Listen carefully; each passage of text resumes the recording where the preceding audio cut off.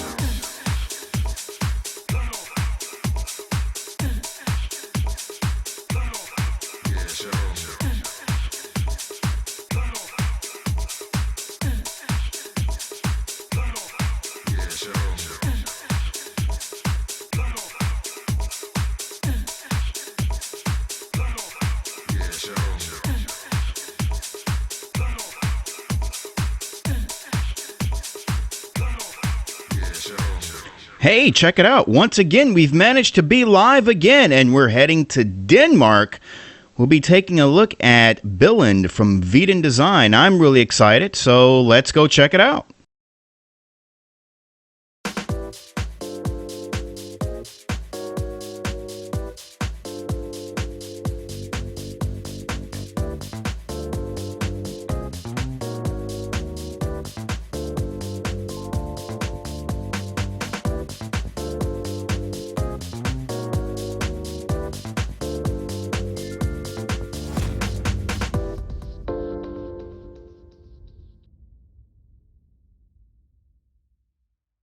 So once again, we are back live, and hopefully my microphone is working out. I've been sitting here for the better part of the last 30 minutes trying to sort out my microphone, and for some reason, even the audio that you hear right now is the microphone volume maxed out 100% with the microphone boost gain maxed up to 100%.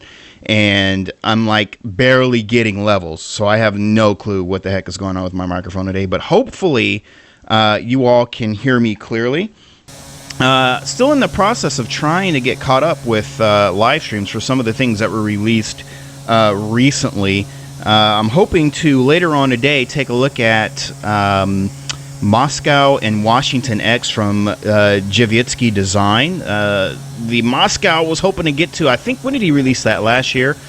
And I didn't quite get around to it, so I figured maybe I can do a twofer and show off those with Washington that was just released recently. What else do I need to look at? Just Flight has the Piper Arrow, and I've been playing around with that. They just released an update. It's still got a couple of issues, though, and I'm not sure if I should just go ahead and bang that out in its current state or see if they're going to do another update. They released the version 1.1, and I have that on my hard drive now, but there's still a couple of issues with it, so I'm going to reach out to them first before I do that.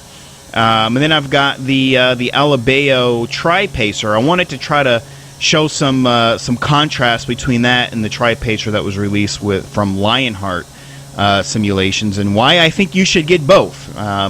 So if you own one, I think it still does justice to also have the other. So I'll be looking to get into that as well. Today we're looking at the Alabeo Conquest, and today's live stream is, as I mentioned, we are in Denmark today, and right now we're in Sonderburg. And we'll be heading over to Billund shortly, which is the most recent release from Vidan Design, and his largest scale project to date, actually. And I'm really excited to see it. I actually haven't seen the scenery yet. I haven't played with it at all. I fired it up really quickly just to make sure that I didn't have any of that FTX. Let's get that mouse out of the way. That FTX vector issue, because if there's one thing I can't stand is starting up a stream and then finding that there's big craters all over the place. So I only fired it up just to make sure that the runway, that I'd be able to land on it when we get there, and that's about it. So I haven't seen any of the details yet, so any thoughts that I might have, I'd be sharing with you live here with you, and of course you, as the viewer, have the opportunity to see it live for yourself as well. So it's been almost a month, I think, since I've had a live stream, so glad to be getting back into this. Time is really kind of difficult getting around to doing these, so now that I've finished a couple of projects that I've been working on, I still have a few other projects going on in the background, but I have a little bit of time in the interim to try to play some catch-up. So right now we're looking at Sonderburg, and this was released by Vidan, gosh, has it been 3 years maybe? I want to say this scenery is about maybe 3 years old. I actually wrote up a written review on this that you'll find over at Air Daily X, and I am not even 100% sure if this is the first time that I've streamed this airport. It might be. I can't remember. But one of the things that I've really been preaching about Vidan ever since I touched his first airport, which I think was his first rendition of what's the name of that island? Bornholm? Am I getting that right? I'm trying to think off the top of my head. Bornholm, I think, is the island there. So, and he did the first version of that, and I was really impressed. And he came back and did a second version of that island, and it is very remarkable. His quality and attention to detail is really fantastic, and so I decided, instead of just firing off right at Billund, that we'd come to Sonderburg first and let you at least get a little bit of a look at least one of his older works. He's got a lot of freeware available out there, and a few other payware projects as well. And I definitely recommend you take a look at all of them. But for the meantime, at the very least, I figured we'd take a look at Sonderburg. And I believe, if I'm not mistaken, I do believe that he is planning an update, because I think there were some changes that happened at this airport, and I think he'll be bringing it up to modern standards. So I'll definitely be looking forward to that. But to get my full thoughts on this, you can always head back over to Air Daily X and take a look at the full review. And needless to say, I was really, really impressed, and I still am. And I actually haven't been to this airport in a while. It's been quite a while since I've been here, so every time I get an opportunity to install it and come back and visit, I find that I'm always impressed with the quality. So, very nice tarmac, and almost everything is photoreal. And I believe John, who is the developer here, I believe he actually gets on airfield access to all of these airfields, so he's able to get really this really high-end detail by actually being on the airfield with his camera, and that's how he's able to get this. So pretty much everything that we're looking at is basically a photoreal application of the airport. Oh, look at that! I'm holding up this Gulfstream here. So just taking a quick look around Sonderburg, we're going to take off here in just a second and make our way over to the to Bornholm, and just bring the camera up here one more time, just so you can get an idea. Vidan Design is known for not just keeping things at the airport, but expanding things far beyond the airport perimeter. And so what you wind up getting is really nice photoreal, very high resolution, which is very expensive for Europe, by the way, but he gets really high resolution photoreal for his projects, as you can see here. So really fantastic stuff. So if you're not interested in Denmark, but might want to consider getting your feet wet, Vidan Design is definitely the place to start. A lot of freeware stuff on there, as I mentioned before, and not only that, but if you are a big fan of Fly Tampa Copenhagen, then again, if you're looking for more stuff in Denmark to kind of play around with and visit, then Vidan Design is definitely the way to go. Taking a look at the Alabeo Conquest. Did I say Coronado before? It's the Alabeo. And fantastic airplane. Pretty much all of their stuff is. And so let's go ahead and hop in here. And we're going to take off. Looks like the sound check was good. Thank you very much, Mr. Potato Salad, whom I believe said this is his country, actually. So we've got someone actually tuning in from Denmark. All right, let's see here. I got to unpause Track IR. Still getting used to running Track IR in conjunction with Chase Plane. One of the issues, the most recent issue that I found lately, let's go to full screen here, is for some reason, sometimes that my eye point will drift. Wow, this plane really wants to move. Sometimes I'll find that my eye point will drift, and you'll probably notice that after a while as I continue to turn my head and move the aircraft around. Sometimes the eye point drifts to the left or to the right, and I have to keep using my Xbox controller to recenter the view. So just taking a look here at Sonderburg from the flight deck perspective gives you a much better idea of scale as opposed to just kind of flying around the scenery. So very high quality from Vidan. And one of the things, I'm going to get into another stalemate with another plane here in a minute. And one of the things that I had been saying about Vidan in the past, while praising his, let me see, I'll just pull over to the side and let him go around me. While praising his attention to detail and artistic flair and skill, but I was always mentioning, he does such a great job, but he's just doing kind of like these small airfields.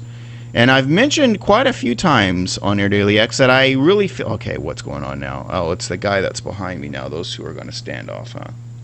Yeah, all right. Well, you know what? We'll just have to go right on through them. But I've been mentioning that he should consider doing something a little bit larger,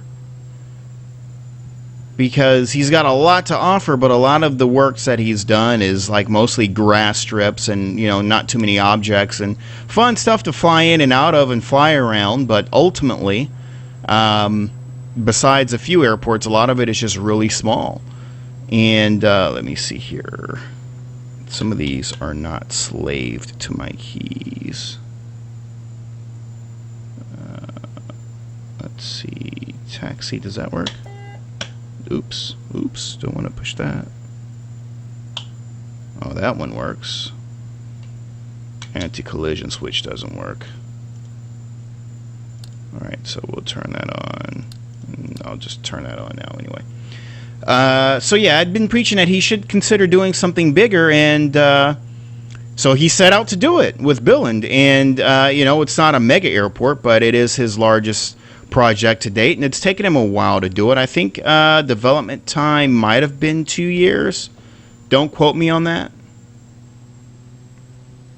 And so I'm also really interested to see how large the coverage area is there as well. Now, I remember him mentioning that he didn't include the Legoland because he couldn't get permission to add it. And you know, sometimes if you just don't ask for permission, it works better that way. But, you know, there are developers out there that like to play by the rules and would rather ask for permission. But I think it still would have worked out to just put the theme park in there, or put in an amusement park and do it that way. And maybe just leave out any corporate logos. So I don't know if he went that route or if there's just no theme park there at all. It's going to be interesting to note. Because, and I've said this before in the past, I was quite disappointed with Sim 720 when they did their Palomar Airport here in Southern California, because the Palomar approach pretty much goes almost right over Legoland, our Legoland, our local Legoland theme park here in Southern California, which is kind of situated between Los Angeles and San Diego. So they did the Palomar Airport, but they left out the Legoland. Actually, they left out a lot with that airport, but they left out the Legoland, and I felt that that was one of the best parts of the approach. And I've said it many times, you know, an airport is only as good as its approach. And in that case, it was just a little bit disappointing. Did this guy follow me out onto the active here? Yeah, he did. Well, I'm just going to go right over him.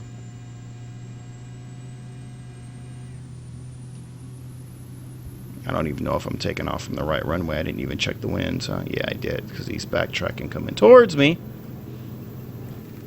I think I can rotate before we slam into him. There we go. All right. And as we get airborne here, we can take another look here of the airfield and that lovely photoreal terrain underneath us as we depart. And this is fully seasonal, by the way, so during the winter months, you'll definitely see all of this blanketed in lovely snowy textures. In fact, let me see, let me get us out of the red line here and pull back the RPMs a bit.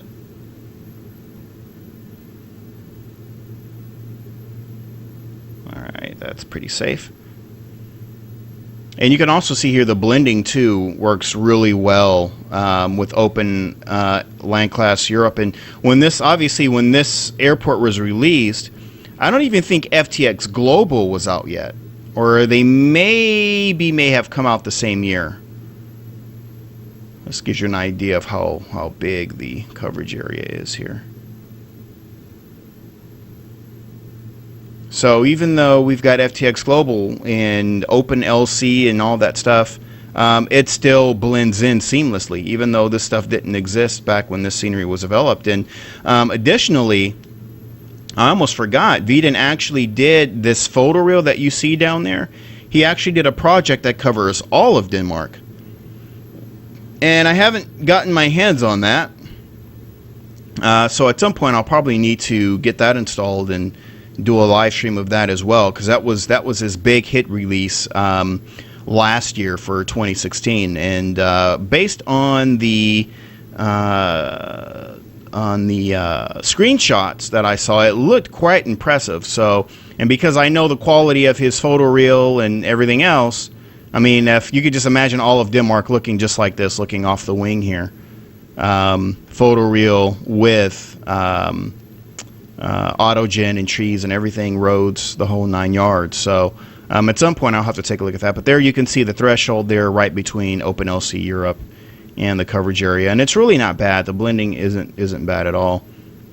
And Chris over there in the chat says he's missed the live streams. Yes, I'm glad to be back on live and streaming as well. There's a lot of stuff to get to, and a lot of it just comes down to time, getting around everything. So now this is one of the things I mentioned before. So if you notice, Track IR and Chase Plane, the eye point tends to drift. So if you look where the yoke is now, it's off to the left. It's not in the center of the screen anymore. And I haven't figured out how to stop that from drifting. So I have to get my Xbox controller and center it again. And at some point, we're gonna be off center again at some point. So anyway, let's go ahead and point this jalopy north and start heading towards Billund. Actually, should I put on the autopilot? I think I will. I don't want to get too high. We'll just put on the altitude there. That way we can still see the lovely ground and everything else. Come back on that speed a little bit. This plane is pretty damn fast. I don't think there'll be any mountains between here and there, so we can have a nice low elevation flight. Keep it at about 3,500 maybe, if it'll hold that. And let me see, let me pause this. Is it going to pause? There we go. Take a look from the outside. So as with all Alabeo airplanes, this thing looks absolutely fantastic. Kind of a pain in the ass to taxi, though. Was one of the things I noticed about it. Taxiing is like either you're not moving at all or you're a Ferrari. So that's taking some getting used to.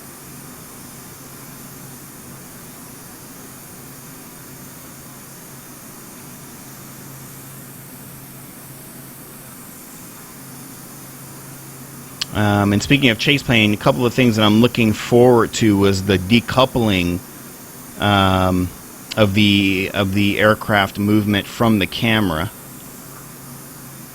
the way the default works. So that way you can see the plane moving and not the whole screen moving when you're in, what do you call that, like turbulence or something like that. And I think the other half of that too is you'll be able to walk outside of the aircraft entirely. Another program that I bought last night, which is a really cool program. It's okay for Prepared, the current version of Prepared. I think it'll be more useful when the 64-bit version of Prepared comes out, which, it's probably no secret now. It will be released this year. In fact, I think they were probably hoping to release. Oh shit! Let me not say anything that I shouldn't be saying. But let's just say it's a lot closer than a lot of you might think. But the program, which is called "Where Are My Aircraft?" WAMA, which allows you to place your user aircraft. So let's say, for example, you have your own little airport that you're used to flying in and out of, and there are certain aircraft that you're constantly flying into and out of that airport with. You can actually always have those aircraft on the ground at that airport. So like, for example, this aircraft, I started off at Billund, and right now we're flying, we started off at Sonderburg, now we're flying to Billund. So let's say, for example, Sonderburg is my home airport, and this is the aircraft I fly often. Let's say I fly this often, and let's say I fly the A2A C-182 often, right, from Sonderburg. Well, with that program, I can always have these two aircraft on the ground there. So let's say if I'm flying this, I can see the A2A C-172 in the hangar. You know, and if I want to switch from the 182 to the Conquest, I can switch aircraft, fly out in the C-182, fly wherever, come back, and the Conquest is still there sitting in the hangar. If I decide to fly the C-182 over to Billund and leave it there, and then shut off the simulator, when I start the simulator again, that C-182 will still be at Billund. It's a pretty cool program. So I think at one point I placed as much as 5 aircraft, or 6. I think I placed 6 aircraft. So when I flew into the airport, I had 6 user aircraft of my little Alabeo planes and all that stuff, all kind of lined up at the airport.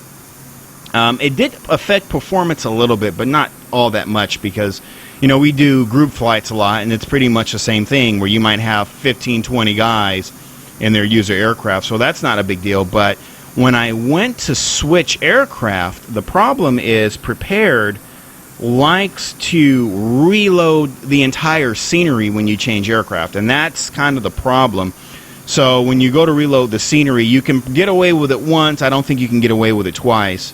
In my case, I was in the Pacific Northwest, so of course that has a big drag on VAS and all that stuff. So in cases like that, you're going to run out of memory, which is what happened to me. I kind of VAS'd out.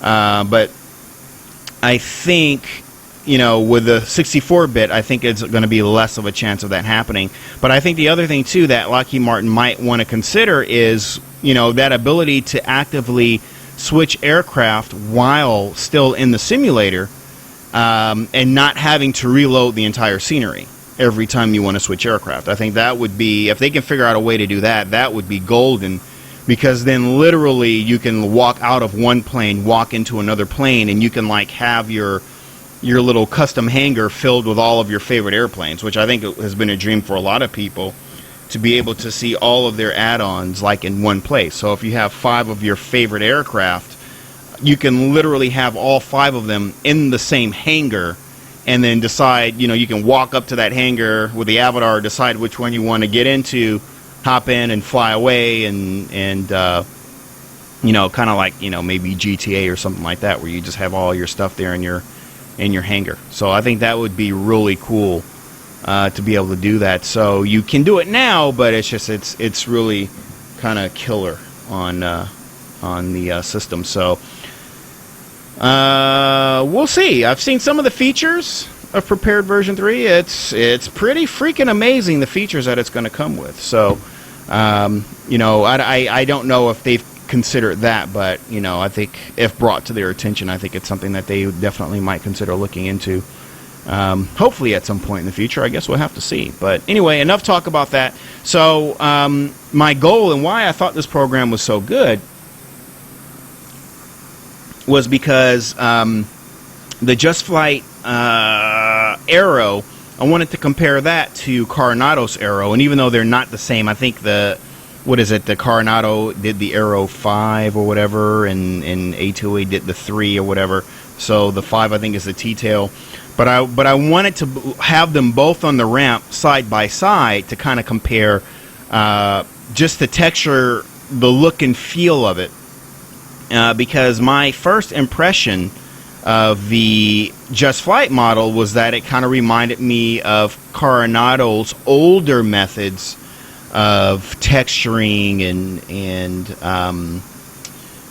visual style, or visual aesthetic, I should say. Of course, the Just Flight looks a little bit better, but kind of flowing in that direction. And when you park them both side by side, you can really see the differences and the similarities between the two quality-wise. So I think if I keep it just to those 2 aircraft, I should be able to get away with being inside one, comparing the interior and exterior, and then showing them side by side, and then jumping into the second one and doing the same thing. So I'm still kind of playing around with it and testing it, because I don't want to start streaming and then all of a sudden it's like, oh, now we're running out of memory, and then I have to keep running, or running out of VATS, and then having to keep restarting the simulator, because that's not a lot of fun as a viewer to, sit there and watch that kind of train wreck. So that'll be kind of the plan there. Let's center this again. We're coming up pretty close on Billund now. Shouldn't be much longer. Using Active Sky, got to actually get a hold of the Rex boys and see what's going on with that Skyforce. I know a lot of people are like freaking out. When is it gonna come? Because I know we were expecting it last year, but there were quite a few projects that were announced at Flight Sim Con, not just with Rex, but even with Orbix as well. That were, I think, expected to be end of the year releases, but didn't quite make it. So Skyforce is definitely one of them. The Orbix Buildings HD is another one. What was another one? Misha Santa Barbara. I think he had always intended that to be an end of, or by the end of 2016 release. He's still working on that as well. Actually, I got to reach out to Misha and see how he's coming along with that project also. So Misha won't be at this year's Flight Sim Con. He was here last year, but Jared will be here in his place. And last I spoke to Jared, I think he was thinking about doing a seminar or something. So I think that'll be really cool. Orbix is going to be rolling in really deep at this year's Flight Sim Con. It's going to be really exciting. The team's a lot of fun to hang out with and get to know and chat with these guys. So it's going to be really exciting. So hopefully, if you haven't considered coming to this year's Flight Sim Con in Hartford, definitely do it. This year will be the last year that we'll be in Hartford. We'll be moving somewhere else. I don't know where yet, but we'll definitely be moving somewhere else next year. But this year, for the, fifth year now, I think, we'll be back in Hartford. And it's going to be a lot of fun. If you're in Europe, Aer Lingus has daily flights there, I think. In fact, I'll be on that Aer Lingus flight. So I'm really interested. I've never crossed the Atlantic in a narrow-body aircraft before. I think they're operating A321s on that route. So that's going to be really interesting, flying an A321 between Hartford and Dublin. That should be a lot of fun. But, yeah, if you're in Europe and, it makes it easy because the hotel, which is the host venue for the convention, is adjacent to the airport. Like, you literally do not have to go outside of the airport to get to the hotel. And I think what makes that convenient if you're coming in from Europe is you don't have to, what's this freezing here? Something froze. Uh-oh. Whoa. You don't have to worry about renting a car necessarily. I mean, I always rent a car because usually I come in from New York, but this year I'll be flying straight into Hartford instead of coming in from New York, driving up. So, but yeah, I mean, you don't really need a car. You can literally get off the plane. You're at your hotel. You're at the venue. So it's really convenient as opposed to having to drive a few hours to get to the place and trying to navigate roads and all that stuff. So I think that's definitely made it convenient for a lot of people.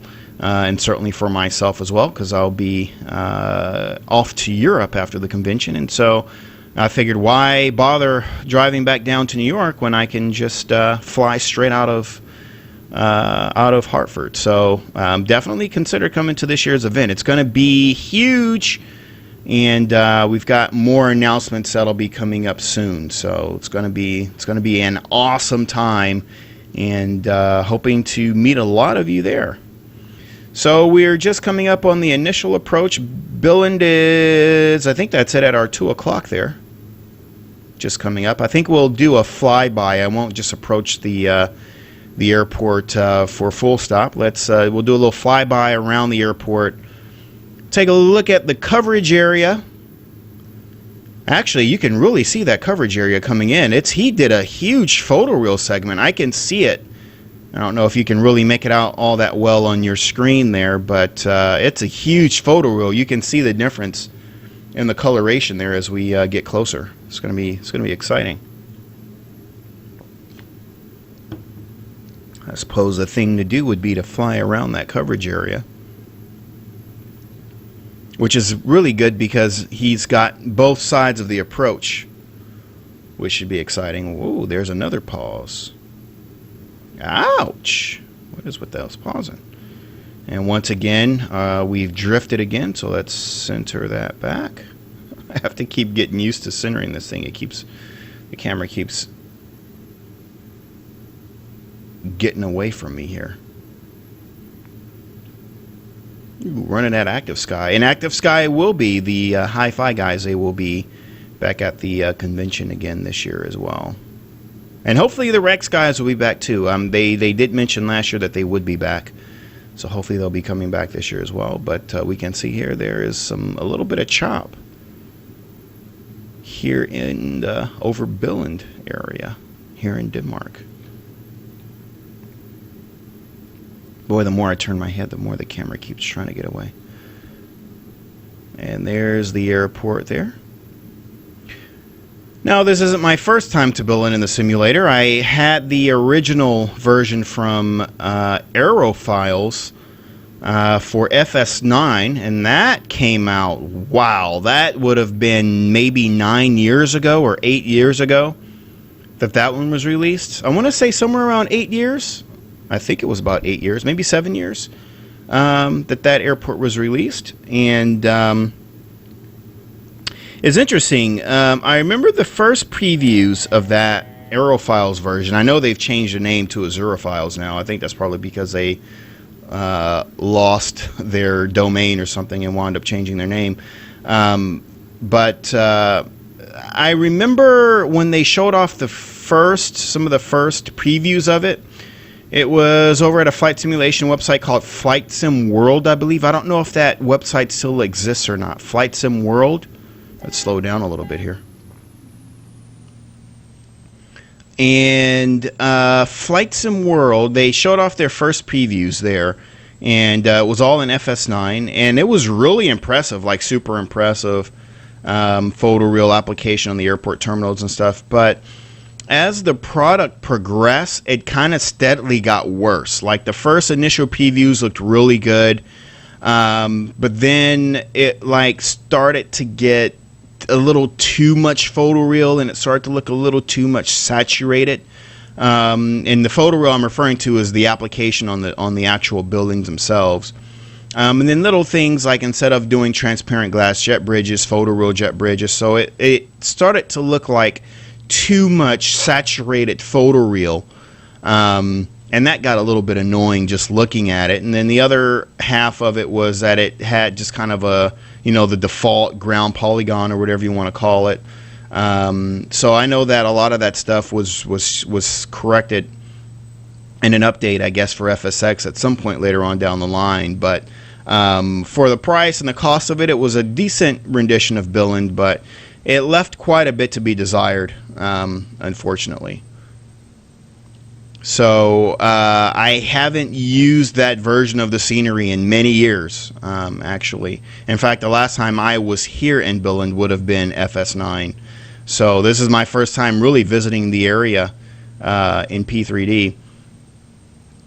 And one of the things I can say, just looking at the coverage area here, if you have the flight tap at Copenhagen from Emilios and Giannis, and I have to remember to give Giannis his credit, because whenever we think of something that Emilios has done, like his Thessaloniki, or what's the one in Greece that they released last year? It's escaping my mind here at the moment.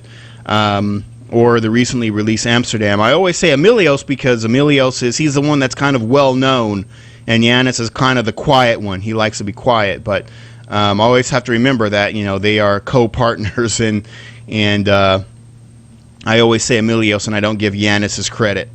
So I want to make sure I do that. But yeah, the Copenhagen scenery, if you remember, and even like with the Amsterdam scenery as well, they did a huge surrounding area with landmarks and buildings, and not just kind of generic buildings, but buildings that you'd actually recognize if you live there, which is pretty impressive. And here, it's like he's kind of done the same thing here as well. You can see the streets and the houses.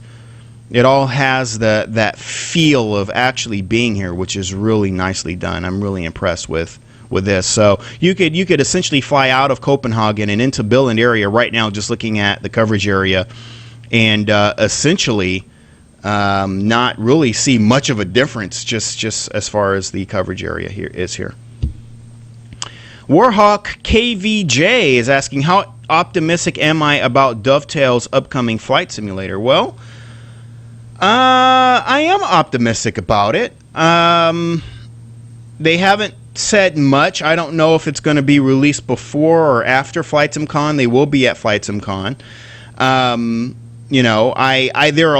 is a lot that I know about it that I don't know if it would be appropriate for me to share, because I know a lot of people in a lot of areas that share information with me that I'm not supposed to officially know.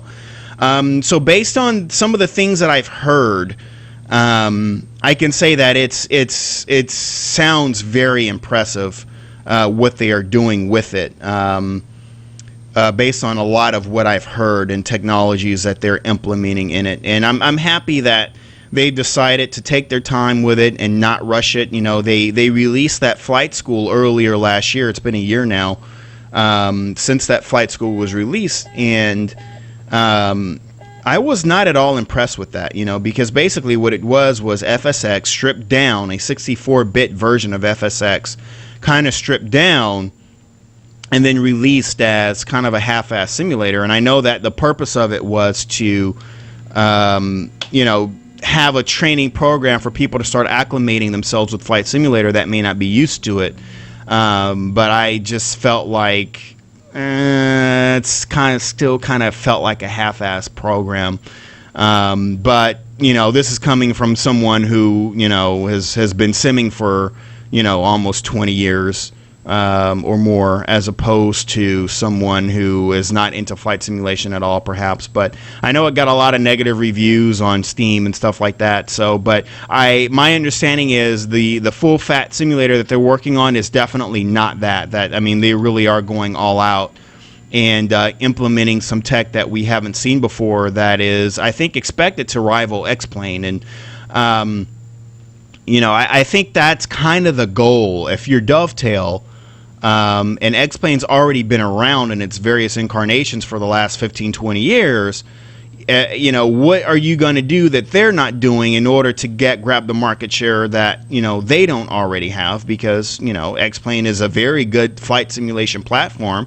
It is lacking a lot in a lot of areas. But what it does well, it does extremely well. And so it does kind of go to say that, well, if Dovetail can't do anything better than what X-Plane is or isn't or has... Oh, crap. Is he going to go around? Or is he committed? I guess we're going to find out. So yeah, I think it'll be interesting because a lot of people are looking at X-Plane now as well, and I'm also very curious about X-Plane. Looks like he's going to go around. I'm also very curious about X-Plane. I did install the beta, the free version, not the full version, and the thing that disappointed me with the full version, I mean, there are little things that annoyed me with it. The X-Plane version, there are little things that annoyed me, but they only annoyed me because I'm so used to how the interface with Prepared and FSX and FS9 and FS 2002, all the interfaces in terms of how you interact with the aircraft are kind of the same. And so I've just been so used to that over the years. X-Plane is a lot different when it comes to interfacing with the simulator. And so I kind of find myself getting annoyed because a lot of things that I expect to be in a certain place or to function a certain way just isn't functioning that way, and I find myself getting annoyed. But those are all things that you can get over that as you get used to it and you kind of acclimate to it.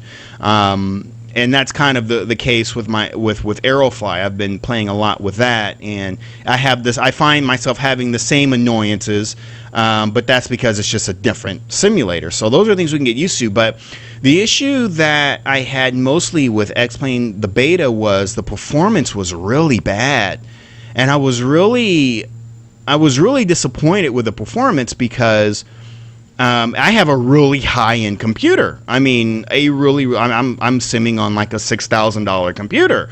So when I'm getting like 15, 20 frames per second, I'm like, wow, no way. So that was one of the things that kind of bothered me. And then I thought, well, maybe that's something that I don't know if it's something that they're working on or what. I looked at other videos on YouTube. One guy I really like to follow, this guy, what is his name, Rob Anskoff? I don't know if I'm pronouncing his name right, but I was watching some of his videos, and he's got a high-end kick-ass system. I don't know if it's a Jetline or what he sims on, but he's got a high-end system, and he was like having to really dumb down the settings quite a bit to get good graphics, I mean to get good performance. And so that's kind of disheartening, only because it's like, okay, you've got a 64-bit platform, you want everything to look good, you have a high-end system, so it should all kind of come together, but with X-Plane 11 so far, it just kind of wasn't. So that leaves a lot to be said. Of course, prepared in the 64-bit version, I think it's the same thing too. I think a lot of us are really curious, what's going to happen with performance now, because now once you open it up to 64-bit, is everybody going to go crazy and add in all of these features that are going to just drag it right back down to its current level, and then it doesn't matter, except you're not running out of VAS anymore. I don't know.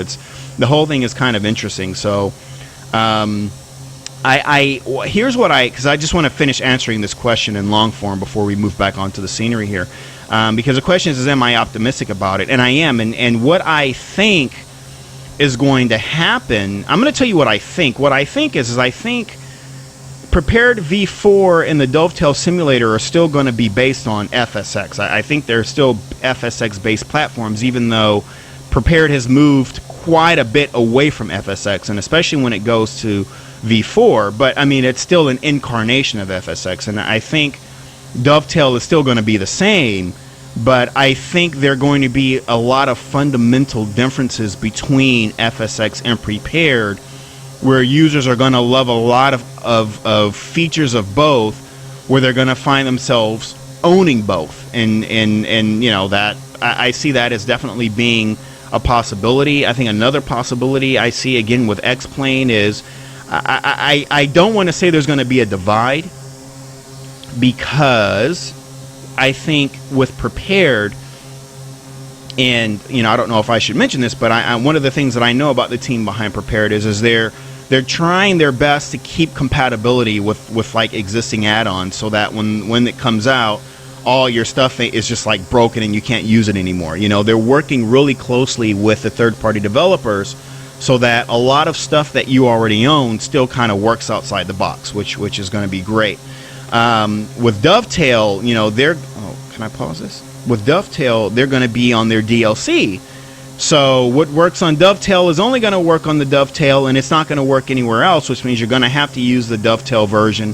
And so that might not bode well with a lot of people in the current community, because people want to hear that they can still use their stuff. So, if it so happens that you can continue to use your existing add-ons in the Dovetail version, then I think that'll make a lot of people breathe easier in terms of having that platform. But I know that the two are going to have a lot of fundamental differences deep down in the code in terms of visual aesthetics and how things will operate. So I think we're going to have a situation where, I'm not going to say it's going to be a divide or a rift, but I think for the first time, I think we're going to see people getting more comfortable with having 3 or 4 different flight simulation platforms on their computer, which I know sounds kind of crazy, but I think people are going to love certain features about each one of these platforms that they're not going to be able to help themselves, or they're going to have it. And because we love flight simulation so much, we just can't see ourselves not having it. So, there's really no other alternative other than to have it all. I'm going to switch aircraft here now. So yeah, I am optimistic, and I'm very interested to see what they're going to come up with. And I think it's just going to come down to, compatibility, really. I think if the Dovetail simulator comes out and it's super kick-ass, but you can't use any of your current stuff in it, I think that's gonna wane a lot of people. As it is, people want a 64-bit version of Prepared, but they're also scared of it. So, the question is at the end of the day, can we have our cake and eat it too? You're probably looking at a blank screen because I'm looking for my helicopter. Give me just a second. Who is in here? Crawley is here. What's up? Haven't seen you in a while. Pushka. Welcome. And do I have any information on the multiplayer setup for it? Basically, will there be online play in any way that you're with the Dovetail? Oh, yeah, I'm sure there will be. I think that's the whole point. With any game that you get on Steam, the whole point is to be able to be online. So if you look at FSX Steam Edition, Microsoft had taken the servers offline. You remember they originally had those servers. And then when Dovetail brought it over to Steam, then you had servers. So you can go on to FSX Steam Edition and play online now. The problem with that is you just get a lot of fucking idiots that like to be idiots and screw around a lot. And so it's not like VATSIM or servers like Digital Theme Park and stuff like that, where you can fly online with like-minded people with good brains in their heads that, you know, really like to take things seriously. You wind up with a bunch of idiots that like to troll and fly around and do stupid crap because Steam is full of people. And it's also full of trolls and idiots. And so you might get someone who's not really all that into flight simulation, but just bought this new Dovetail flight simulation game. And then they go online and they just want to fuck around. And you know what I mean? And that's going to piss off a lot of people, too. So I think that's going to be another part, too, is, well, you know, you have this Join FS MD902. Which is really awesome, and to the developer that created Join FS, I mean, he's really like revolutionized.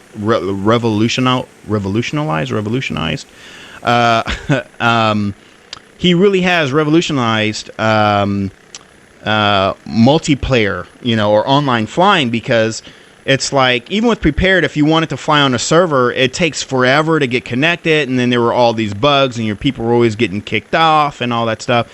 And so with Join FS, like, it's just a second program. You just click run, you run, and boom, you're in this server.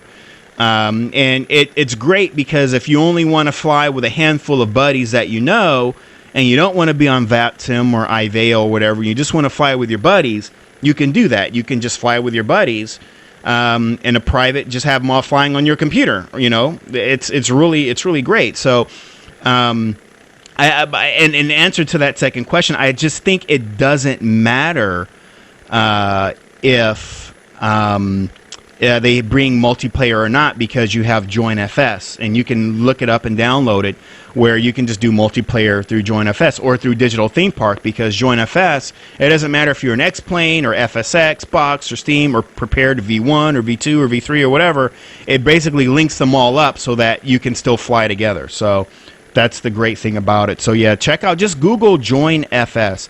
I should put something about that on Air Daily X. And Schwappen is saying, do I have my PC specs? You know what? I have not updated my latest PC specs. My old one is there, but not the new one. Let me see if I can find it for you real quick. Hang on. Let me see if I can remember, because I did write it up in a post. I think that was back in December. I know you guys are waiting to get onto the scenery here. I'm just being interactive with those of you watching. Let me see if I can find that real quick. Let me see, December.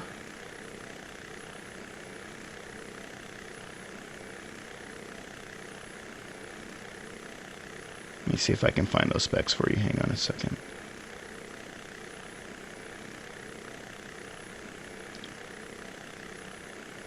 Where are you?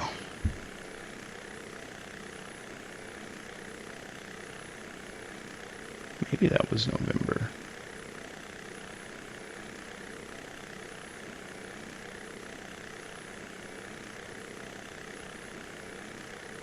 Sorry, I'm trying to find these specs for you. Yeah, thank you. I do need to update that. I completely forgot to do that. PEXIM, age. Crap, I cannot find it where I published these.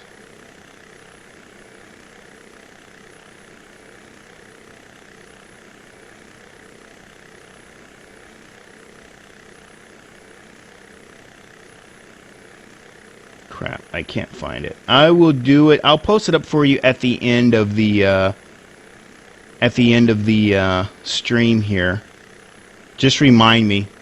I've got to look for it, but I don't want to hold everybody up while I try to find that. So if you can just punch me in there, remind me before I end the stream, then yeah, I'll definitely take a look at that for you. I'll try to find it. Oh, Schwappen. Oh, yeah. Well, actually, just go to jetlinesystems.com. It's their high-end machine. What makes it closer to 6,000 is because I have as my GPU, I have the 1080, FTW, which was $750.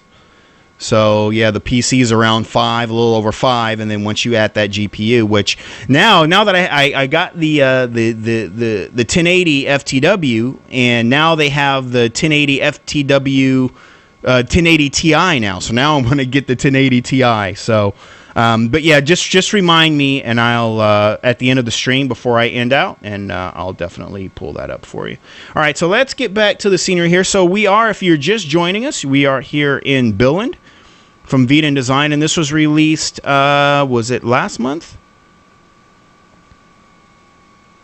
Oh, I'm like, why is the camera shaking like that? That's going to get really annoying. Let me turn that off. That's Chase Plane.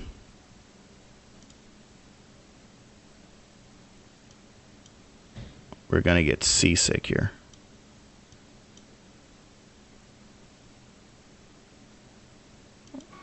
Okay, I think that should be a little bit better. So far, just taking a look around, I am already impressed. We're just over here at the logistics side of the airfield, and already I can tell you that I'm impressed. This is kind of the quality that I have come to expect from Vidan. And like all of his sceneries, you can tell here, the textures here are photoreal application. And this is something that a lot of developers have moved out of in recent times. I remember back in FS9, if you remember, like, Aerosoft would release, like, the SimWings, like SimWings and German Airports team would release, like, 10 airports in a package. Like, they'd release, like, all of, like, Scandinavia or something with, like, 30 airports and crap back in the day. And I remember that with some of the airports, they would like do photoreal, and back then in those early days in FS9, like around back in 2005 or whatever, photoreal was really shitty. Like, it was not high resolution at all. And it wasn't that FS9 couldn't handle high resolution photoreal, it just no one was doing it. And so I found myself really, really hating photoreal. I couldn't freaking stand it because it always looked like crap, as opposed to like Fly Tampa, where they were like, you know, cooking all their textures from scratch. Or Cloud9, you know, if you looked at how Cloud9 and Fly Tampa were doing their textures back then versus like what SimWings and German Airports team, you know, some airports were better than others back then, but, you know, then they started doing their second versions of a lot of these airports, and their photoreal started getting really good. And then you had Jawiecki Design, the Polish team, they came on the scene, and they were doing, I think they were the first team actually to start really doing super ultra high resolution photoreal on airports. And if someone can correct me on that, definitely I'd like to see the information. But as far as I can remember, Jawiecki was the first, and this takes us up to around about 2007, 2008 roughly. And yeah, they were doing these small airfields around Warsaw and stuff, and they don't sell them anymore. You can't find them anymore. If you bought it back then great, but they've since redid all those airports and include them in their airports packages now. Yeah, a lot of developers have started to move away from putting photoreal application on buildings and have really started just getting into cooking up their textures from scratch. So it's pretty interesting to still see this because it still looks good. And if you can get high res, then it's really great. And in the case with Vidan, you know, he's really good at it, you know, so it's like, for me, it's like, it's perfectly fine for him to continue doing it this way, to be absolutely honest. This looks like an indoor water park or something. That's definitely a water slide, isn't it? What is this place? Lalandia Aquadome. Yeah, it looks like it's an indoor water park. Why is it indoor? That's got to be weird. I don't know. I've never heard of an indoor water park before. That's got to be very interesting. Wow. So once again, we're looking at this high photoreal, and the thing with between like the United States and Europe when it comes to photoreal is for the U.S. developers get away with a lot because you have USGS, the United States Geological Survey. What are these two planes? Are they going to crash into each other? They're like, was he going to stop? The U.S. Geological Survey, you can download it from their website, and it's openly licensed, and you can use it. And all you got to do is just clean it up really good. If you have a lot of skills to clean it up, and it's all good. If you're familiar, like with Orbix, as a good example would be Sedona. That's all USGS imagery, mostly. I think they do purchase the areas closer to the airport so they can get the higher texture resolution, but like the surroundings, it works really well. But when it comes to Europe, there's nothing like that available, and photoreal is really expensive. And a few developers have gotten caught with their hands in the cookie jar for ripping textures off of like Google Earth and stuff like that. So developers have gotten caught, and they know who they are. It has happened. And it's mostly because for Europe, it's just that it's so damn expensive. I mean, anywhere really that you want to purchase photoreal, it's expensive. No matter what, it's expensive. But especially in Europe. So, Vidan, he's a very legit developer. And when you look at, how high resolution the photoreal is on the ground, you can tell he spent a lot of money for this. So, definitely make sure you support this guy and buy his sceneries because, he did like all of Denmark in photoreal. And, God, he must do well for himself because there was one developer, water break. By the way, just looking at the textures here, I mean, this is all looking really beautiful. If you guys are seeing what I'm seeing. This is all looking really fantastic. So far, I just wanted to just jump in and say, so far, I'm really impressed with everything that I've seen thus far. The ground textures, the resolution, you've got the cars, you've got vegetation, everything. So far, it's just really looking really, really nicely done. You can tell that he's really taken his time. But I was working with a developer, and he wanted to do like a set of islands. And I won't say where they are or anything, but he wanted to do a set of islands. So they these 5 little like rink-a-dink small islands, but they got these airships on it. And he thought it'd be fun to do. He might still do the project, I don't know. But, they had these little airships, and he thought it might be fun to just kind of do hops between these little islands. And so he did the pricing to find out how much it would cost to do these little islands. And, oh, what was that? That was weird. And it was going to cost like $8,000 or something like really stupid, crazy, ridiculous.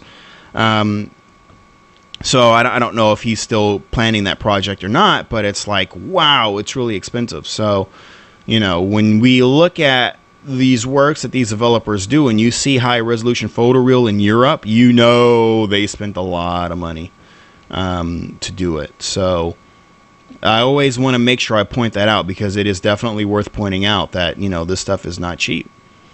And so we have some nice vegetation there. You can see the water masking there. It looks like a little pond. Here it looks like we have a little run-up area for engine tests, I guess. And I'm pretty sure these are all AI aircraft. I don't think these are statics, but I could be wrong. I don't know if you guys are seeing that as well. The tarmac is doing some weird light flickering stuff. See that? There it is again. It's lighter, now it's dark. I have to figure out what that is. I think these CRJs and maybe that ATR over there, I think these might be static. Ooh, now it's bright again, and now it's dark. Yeah, I think these might be static. These are some good look. Yeah, they are static. These are some good looking static models. And Schwampen is asking if I'm using third-party traffic. I is using third-party AI traffic, but it's a custom build, so it's not something you can go and get. Which is why you can always see my AI always looks so stupid. If you go back and watch some of my older live streams, they're crashing into each other and doing all kinds of stupid stuff. It's a stupid, yeah. So. So this is pretty much the logistics side. Let's make our way over across the airfield. I think this FedEx one too, I think this is also a static model, right? I know we looked at this earlier, and I was questioning if that was part of my AI or not. And I like really can't tell because it's like it looks like AI because it's so nicely done, but I believe that is a static. That's a Irish registration there. See these two on approach like idiots. I really should install that AI smoothing program. I just never gotten around to it. And these guys, I'm pretty sure AI. Well, what is this DHL A320? You know what? I saw this earlier, and I was like, something looks weird about that plane, but it didn't quite like click in my brain. Does DHL operate A320s? That must be their corporate aircraft or something. Because I'm like, first of all, there ain't no A320 cargo freighter that I've ever heard of. So that must be their corporate jet. That's so funny. Like, I looked at it earlier, and something in the back of my mind was like, that looks weird. But I didn't really give it much attention.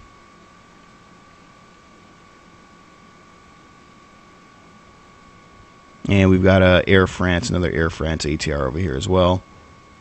A few more buildings here also.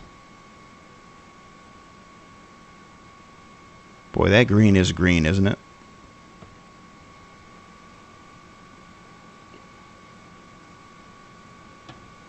And hopefully things don't look too dark. I mean, this really is the real world weather conditions right now.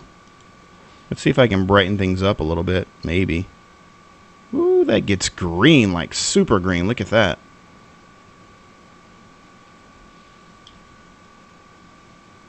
That's the thing with P3D and like photoreal is you do have to deal with that a little bit. How the textures can kind of look a little bit saturated depending on the time of day. Not really much you can do about that aside from having like 30 different types of photoreal colorations for people to have to deal with. Here we can see here everything is really nicely water masked. All these little ponds and stuff here. Very nice.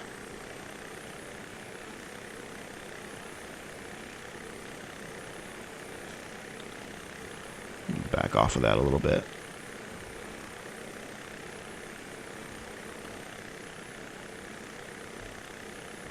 Here we've got the service roads on the inside and photoreal on the outside, which is fine.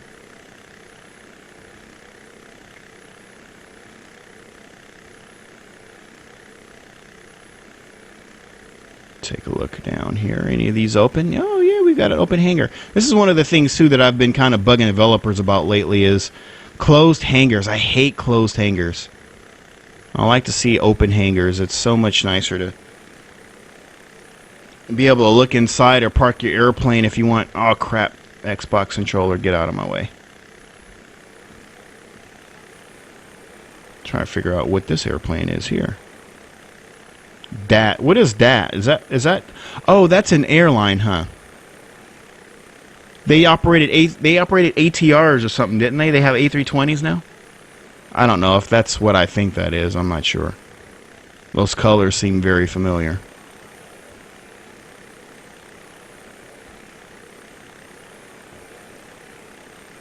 And 737 MG says DHL is supposed to have a 757 parked there. Well, I'm looking at that A320, and it's got windows and everything on it, which makes me think that maybe that's their corporate plane or something. Danish Air Transport, yep. Cool. Here you have the little guard booths there, it looks like. Or security checkpoint, maybe. And now we are making our way over to the main course.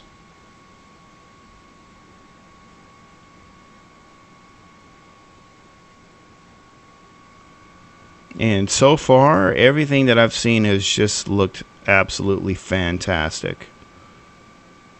I'm telling you, Vidan is really good at what he does. I mean, everything is just really sharp and clean and very nicely done. Love this guy. Which leads me to wonder what he's going to do next. So now that he's got Billund out of the way, I think he might take a break, I would assume, and go back to some smaller projects. I mean, he's been working on other projects in the background while he was developing this, obviously. So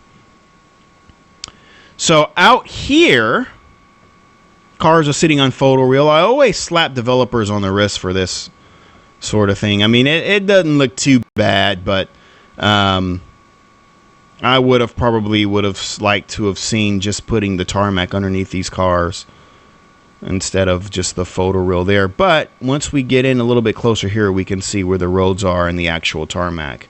So over here, these are parking lots. These are the parking lots I love to see. That's what I look for. And you can see the difference when developers do that. You know, an airport with a nice parking lot versus cars sitting on photo reel. This is the perfect example right here. It's a perfect example. And there's a texture flickering again.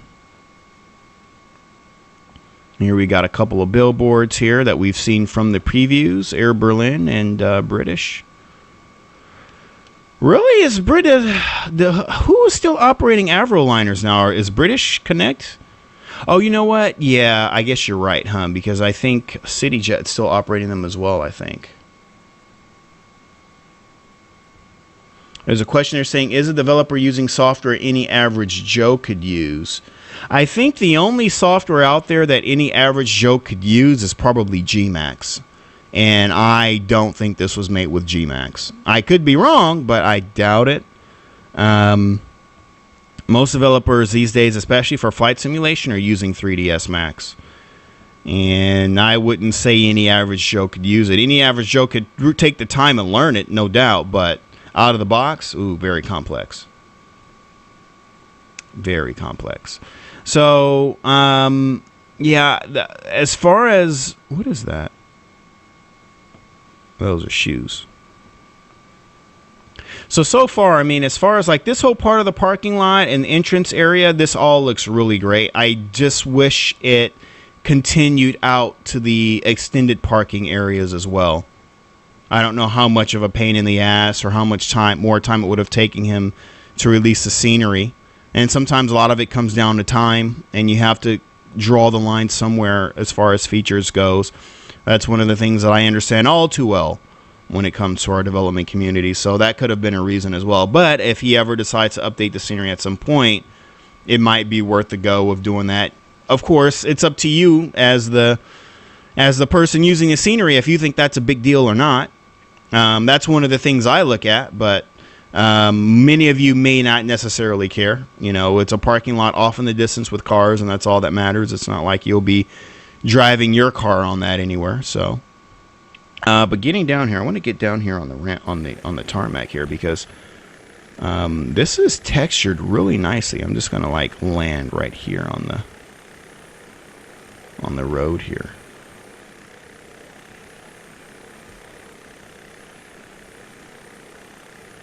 I mean, look at these tarmac textures. That is really nicely done. In fact, let's pull this dude out. Hey, what's up, guys? Me, Avatar guy, you know, just chilling. Just look at these textures. I mean, even the sign. Can you actually read these signs here? Look at that. You can actually read that. Maximum 3 minutes waiting, or you get your ass towed, I guess is what that says. In Danish. But yeah, I mean, this is like really nicely textured, these ground textures here. Very nice. I actually feel like I'm in Denmark, like seriously.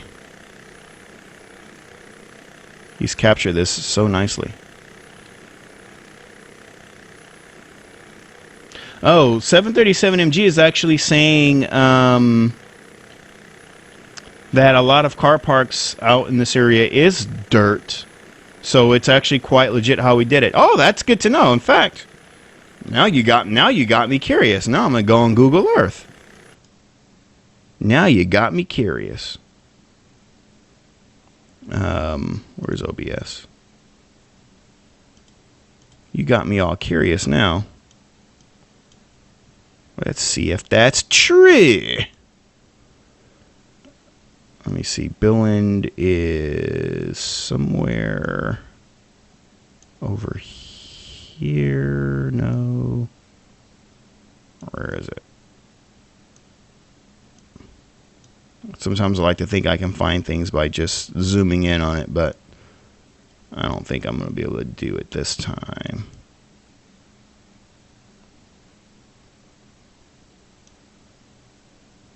I thought it'd be like right around here somewhere. You'd think the name would pop up already.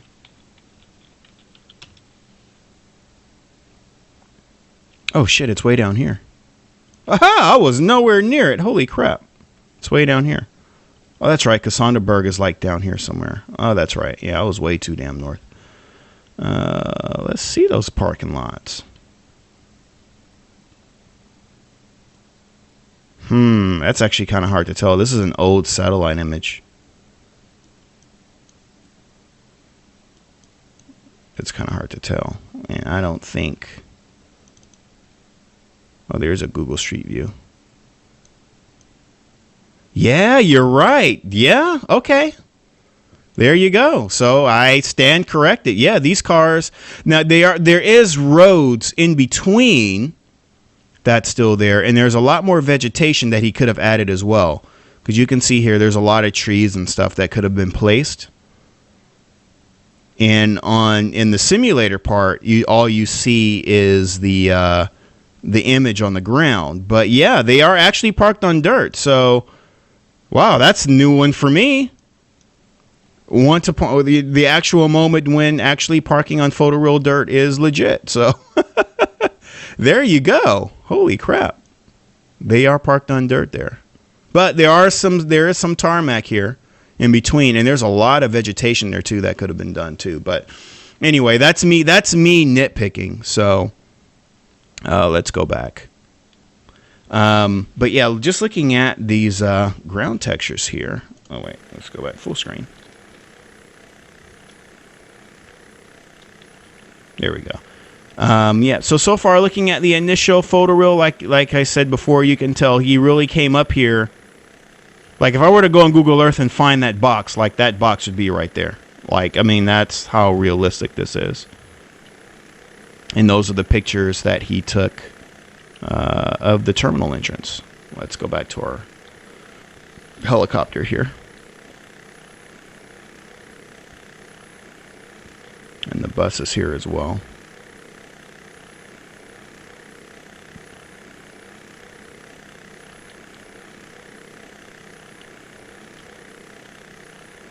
And the car park too looks good. This is photoreal done right. It really is. It really is.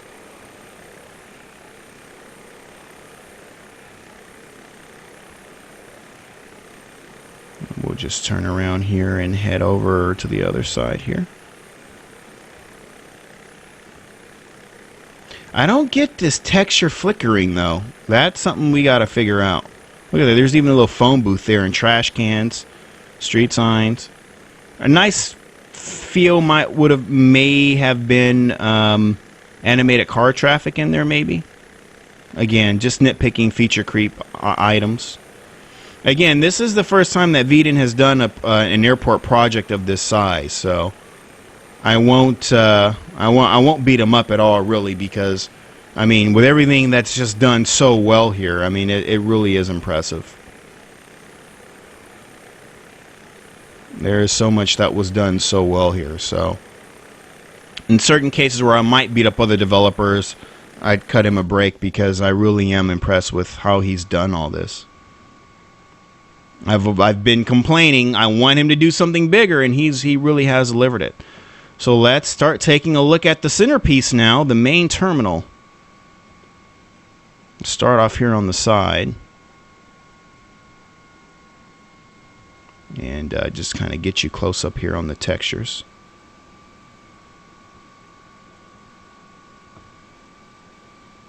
Moving a little bit closer.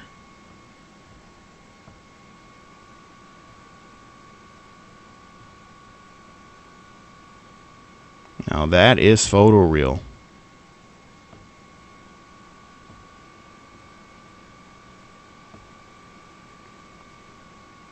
Very nicely done.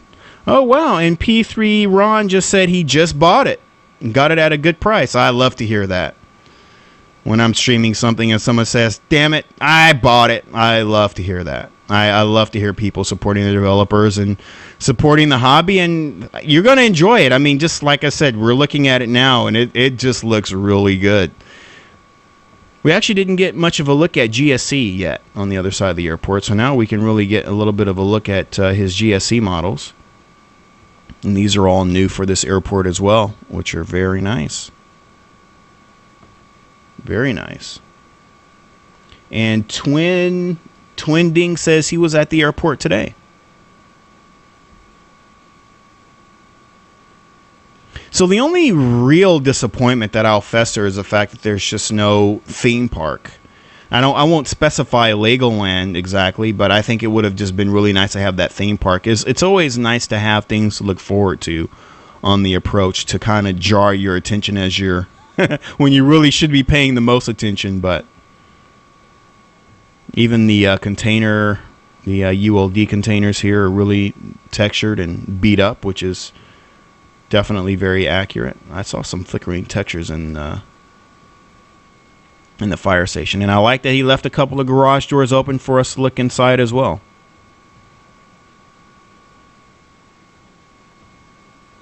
Love that. Flickering textures though, but love that he's got those open so we can see inside. It's little things like this that I always think that gives airports sceneries character. You know, like if it's all just closed and all the hangar doors are closed, it's just there's no character. It's like everything is so fucking closed and you just feel shut out. You know, so little things like this, even if you notice it out of the crack of your eye as you're taxiing around, just shows that there's more depth. It gives more depth to the scenery, in my opinion. So little things like that do make a big difference. Let's take a look at these jet bridge models. Is this the first scenery that Vidan has had to make a jet bridge model? I think it is. I don't think he's ever made a scenery for jet bridges. And I should also note that these jet bridges are SODI, and we will test them out before we end today's stream.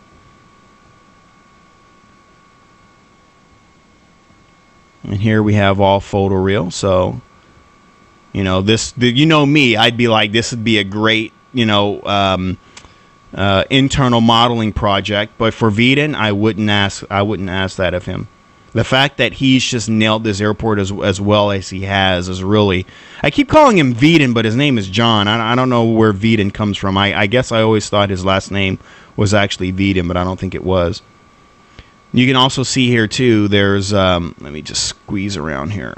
You can see even the glass on the jet bridge is photoreal because you can see the cloud reflections. You know, so, I mean, really nicely done job for his first jet bridge models as well. I'm looking forward to seeing those animate.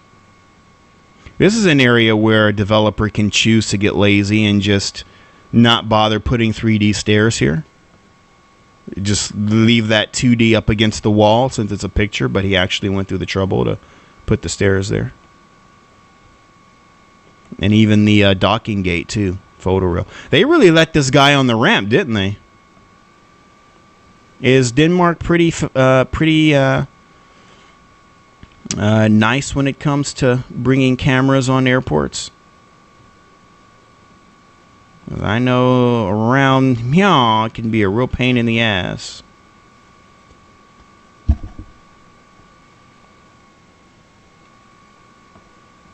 Very nice. The GSC vehicles, buses, everything looks really good. He even has a little mirror here. Was it Simwing? Some developer did it. I don't remember who it was. I had to remember what airport that was, where they actually accurately put a mirror there. If I remember correctly, it was an actual mirror, and you could actually judge your distance by looking on the flight deck. I know I didn't dream that. I know somebody did that, and now I have to try to remember which developer actually pulled that off, and I remembered being really impressed by it. I want to say it was Simwing's Heathrow. I don't know why I think it is, but I don't know. And 737MG is saying docking system only works in FSX. And actually here in this little portion, he actually did, he didn't go with photoreal on this part. He actually did do the internal modeling here. Just gives us a little bit of transparent glass, which, again, I think is a really nice touch and gives a little bit of extra character.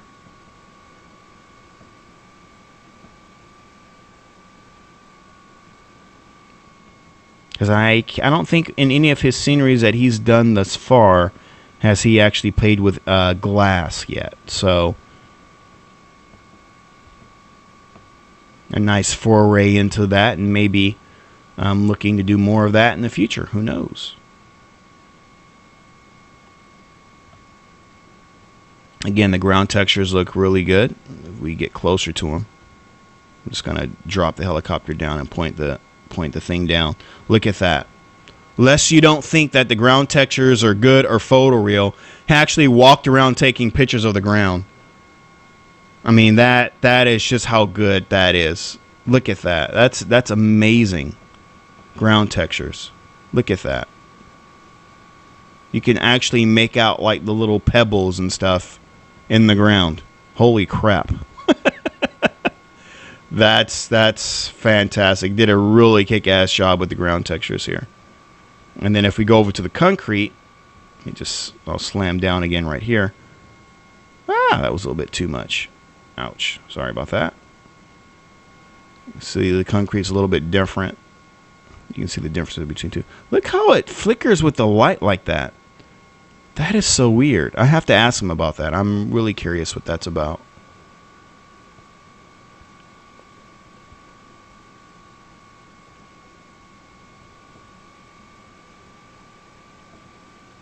The stairs, the jet bridge models, everything just looks really, really impressive with this airport.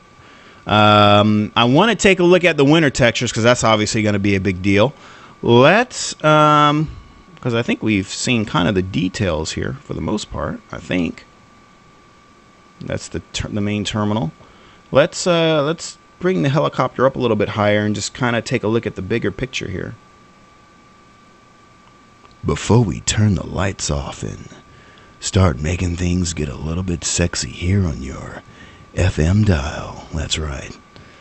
We're gonna bring on the night lighting, which I like to call the mood lighting. That's right, ladies and gentlemen. So here you can see there's the full kind of coverage area, and you can see there where Open LC Europe takes over in the distance. This is pretty freaking fantastic. Now seeing this, I want to go and get his what does he call that? His Denmark, his whole like Denmark photo project. I forgot what he calls it, but I think I want to get that now because when I look at how good this is, like holy crap!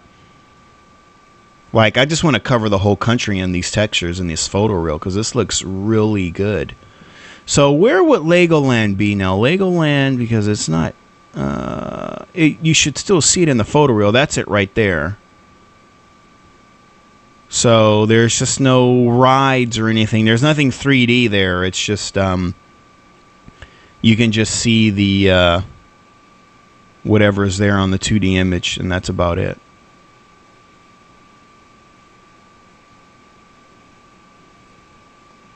And someone there is saying rest in peace Vass. Actually, no, this thing is hardly moving at all. This is really good.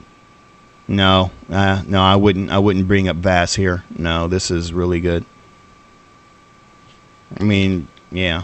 And as far as performance, I've been getting about roughly a steady 45 almost frames per second. So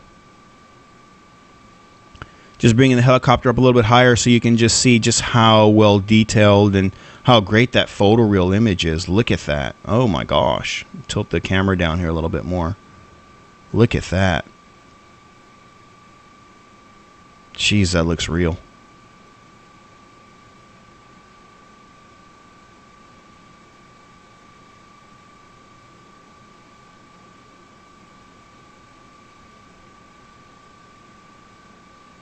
Wow. That is some fantastic stuff. I mean, just look at that. This dude freaking nailed this scenery, seriously. Okay, so let's well, I guess I should try and do both, huh? Try to do night lighting, and we should change the yeah, I'm going to lose my helicopter here in a minute. And let's see if we can change the season as well. Time and season. See, your screen's probably blank. Just chill out for a second. Alright, so that I think will bring winter textures. I think. I couldn't remember if you had to do it separately, if I can just change the time of year and it will just do it automatically. I forgot. But if memory serves me correct, this whole area should just be bathed in white during February, right? At least I think so. I'm about to find out. It's still loading.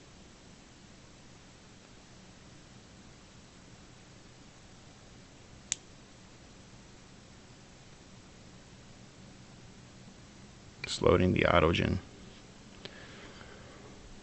Loading traffic. There it is. Whoa, look at that. Damn, you can't even tell the difference now between open LC and the scenery at all now. I don't know where one begins and the other ends. Jeez. The scenery still trying to load up there. Maybe, God, it just seems so damn dark. Pause this for a second because I can't get a hold of this helicopter. There we go. That's put the sun in that position. And then it's like really white. So there's our winter textures. Let's back off the helicopter here a little bit so we can actually see.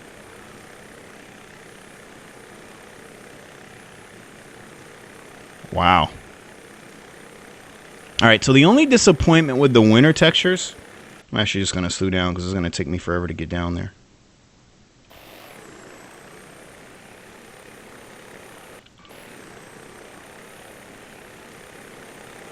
Come on, give me my eye point. I can't see. Oh, it looks like the textures are still trying to load up here too. Looks a little blurry. There it goes. Let me see. Well, we got some... Well, okay, some of these trees are still green, so I think, yeah, I think perhaps maybe there's a control panel that I missed, because some of these trees are all snowy and looking good over here.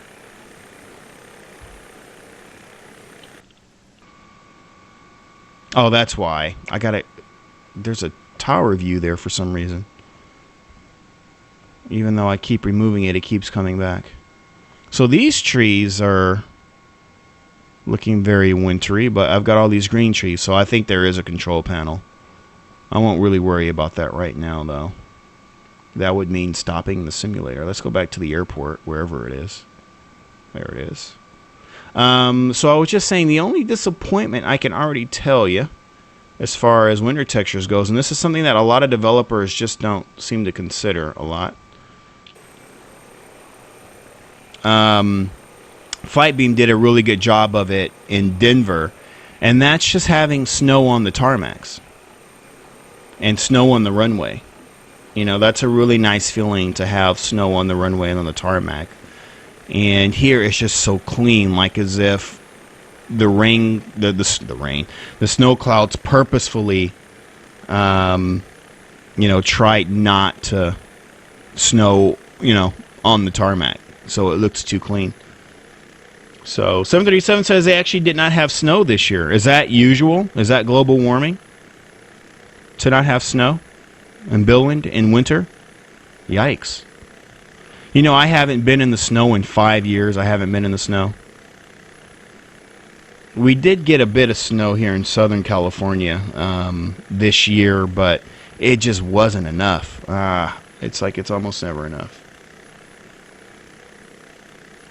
So anyway, these are the winter textures now. Like I said, the tarmacs just look too clean in this case. There should be snow everywhere.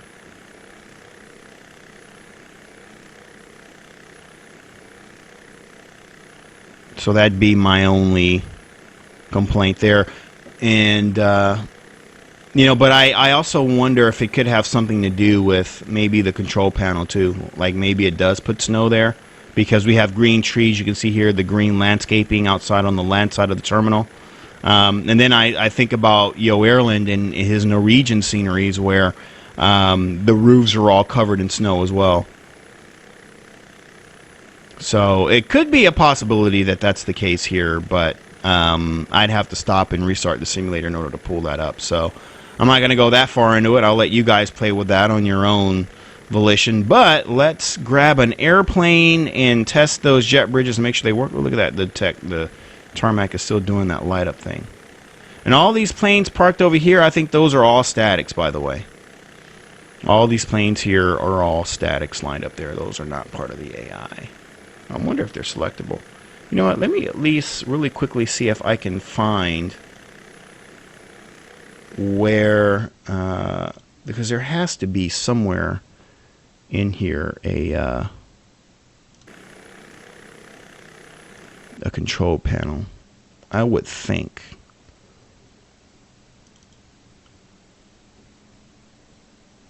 Let me see. Vidan design, Billund X.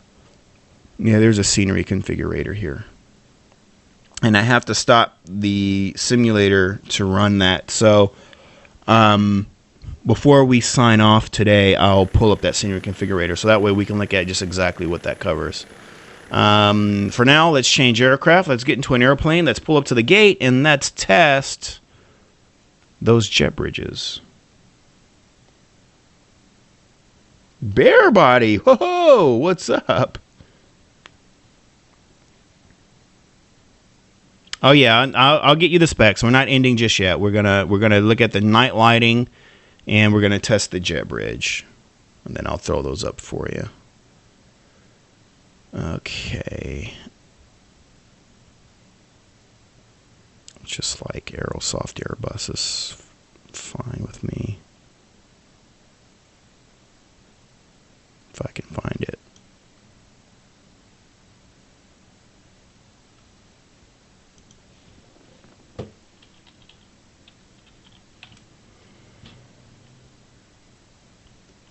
Sorry for the blank screen, just looking for an airplane. Alright, I think that should work, I guess, maybe.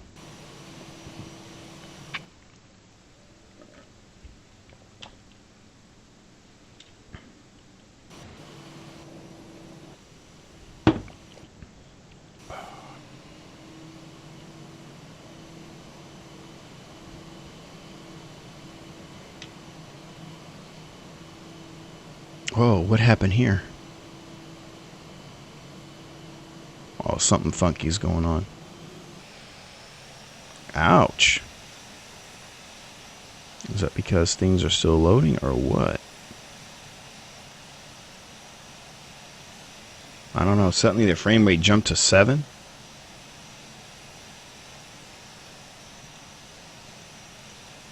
I don't know.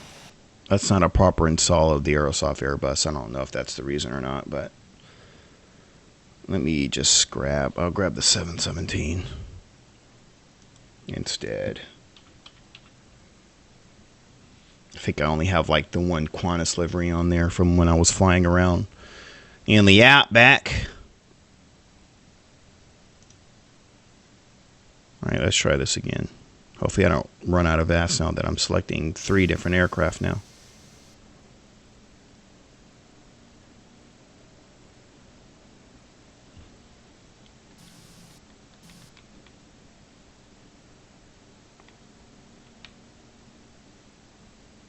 I was wondering what the hell was going on. My eye point was too far forward.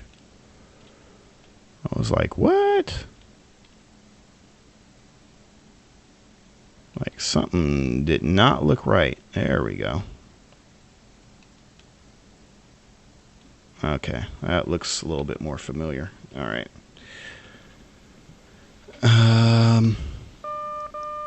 Stabilizer. Let me see. There's a way to cheat with this thing.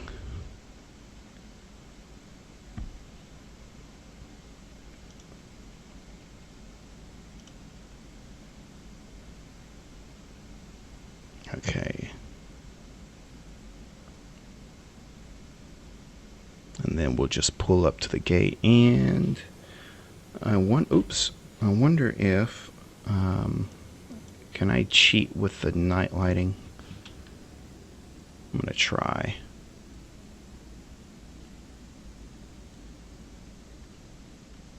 So far it looks like I can. Find out here in just a second. And I need to unpause, check IR. Here we go.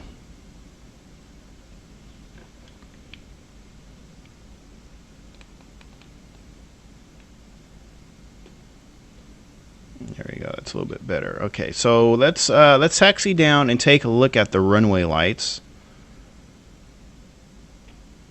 because that's always a big deal for a lot of people, is to see the runway lights and to make sure that that they're all custom lit and all that. So we'll just check that real quick, which I can already tell you it is from here, but I know a lot of people like to see the lead in and the rabbits and all that nonsense. So let's just scroll on over there real quick. And Bearbody was asking about Legoland. Yeah, I was looking at the laptop and I went right off the edge here. Yeah, no, there is no Legoland. It's in the photo reel. You can see it. Basically, what he said is that he asked them for permission and they said no. So he didn't include it in the scenery. But my thing is he didn't actually have to include Legoland. He could have just made some generic looking rides and buildings and stuff, and it could be any theme park really.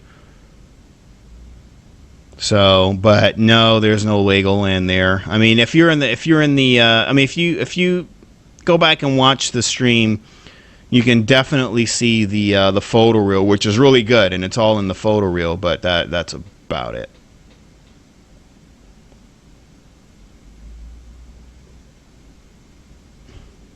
All right, so we've got some very nice. Look at that. The taxiway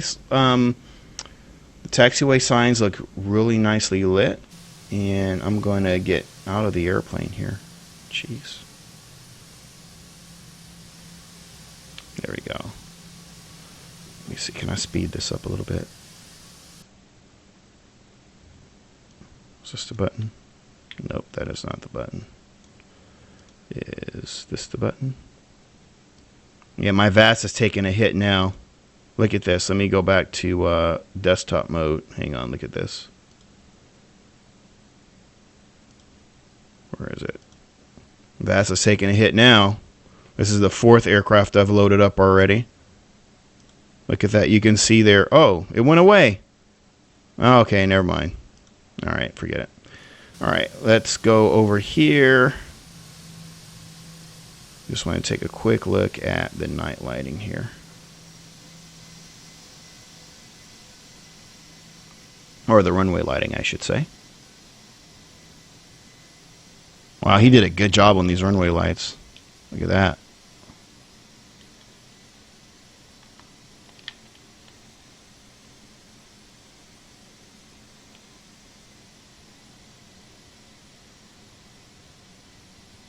Zoom in on that a little bit.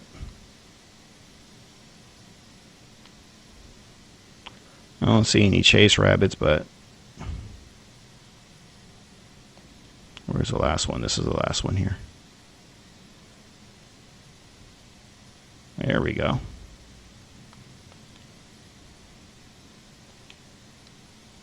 So nicely done on the all custom night lighting, runway lighting there. Looks really good.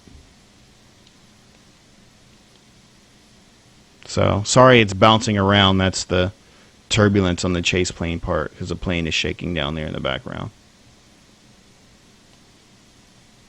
So, that looks really good. Test the poppies here. 2 red, 2 right. Where is it? There we go. Good. Looks good. Looks good. Looks real good.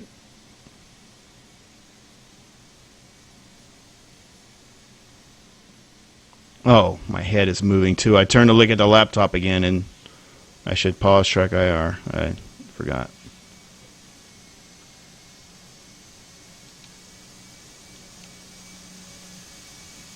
All right, let's go back inside.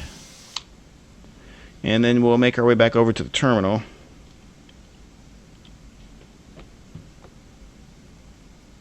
I can unpause track IR now, can't I?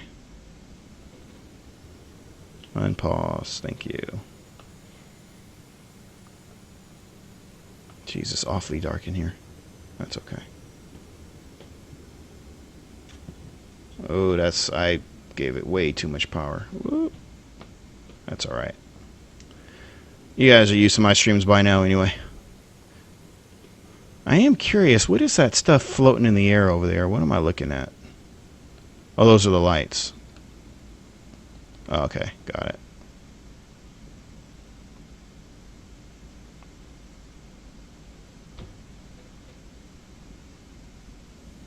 We've seen some really good releases this year. We've got Paris from Taxi to Gate, and that Milano from Jetstream was freaking amazing. If you guys haven't caught that stream, definitely check it out. My God, what a great job he did on that. And now we have Billund here, which is just looking absolutely fantastic. Europe is getting love. A lot of love. These airports are really coming to life. I'm telling you. Fantastic. And that airport terminal is lit up really nicely at night too. Let's take a look over here at this side, the general aviation maintenance and logistics areas. Okay, let's hit the brakes now because I'm going way too fast here. Even the little dome on that indoor water park there is lit up.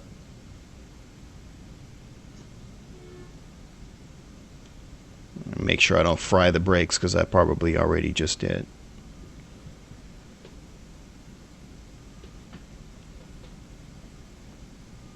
Alright, let's pull up to that fancy looking terminal over there. So that Dutch Air Transport, they got rid of all those fun colors that they had on their planes now, huh? It's just a Rudolph looking nose there, and that's about it, huh? I remember, like, didn't they have like ATRs that looked like they came out of a fun house? Bunch of colors and stuff on it. Anyway. And the hotel over there too. Nice night lighting there. He's got like these blue lights that look really good.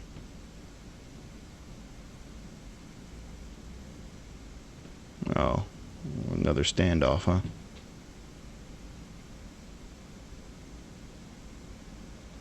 We'll just go around, let him go. Ice air. All right, let's find an open gate if we might. Well, that gate looks good. Hit the brakes. Come on, I need to make this turn. Damn it, overshot.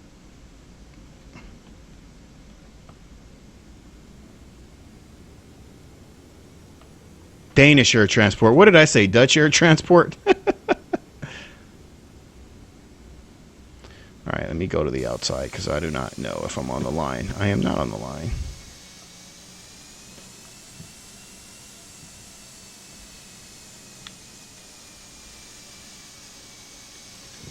Brakes. Look at that. Probably should back that up a little bit. Alright, let's try Sodi now. What is it? Control F12. You know what? Where's the menu? Let's just find the menu.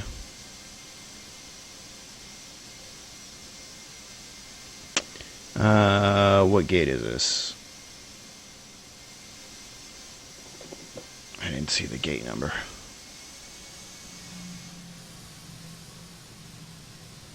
That is gate 32. Okay, let's come back over here. Gate 32. Select stand. Parking 32. Dock Jetway parking 32.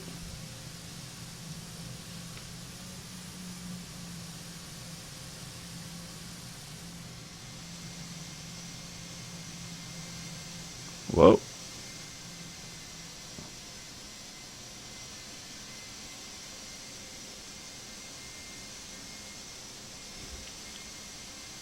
Okay, yeah. Interesting thing, though, was the accordion didn't fold, so I guess he didn't create in his Jetway model, the accordion, I don't know, it didn't really fold that part, so I'm not really sure. But hey, it works. It works. This guy taking off over here.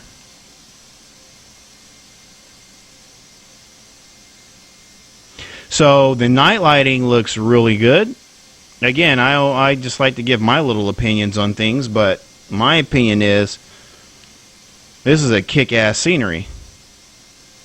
I'll let you guys decide for yourself. At least one person in the stream today bought it during the stream. So, but yeah, I mean, really nicely done.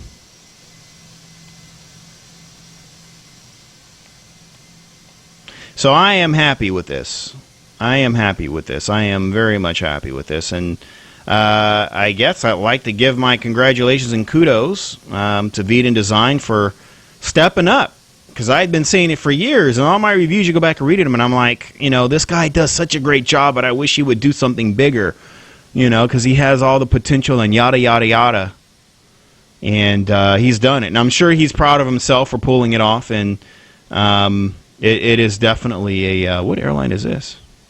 It is definitely a sight to behold that he has managed to accomplish this. So I am curious. I'll have to ask him if he's planning to do something equal of scale like this, or if he's going to do something smaller, go back to his airstrips.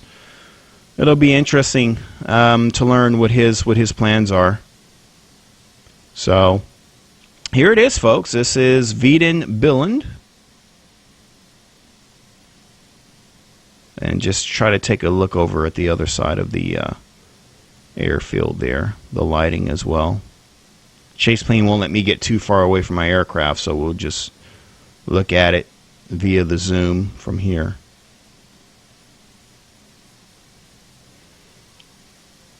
So,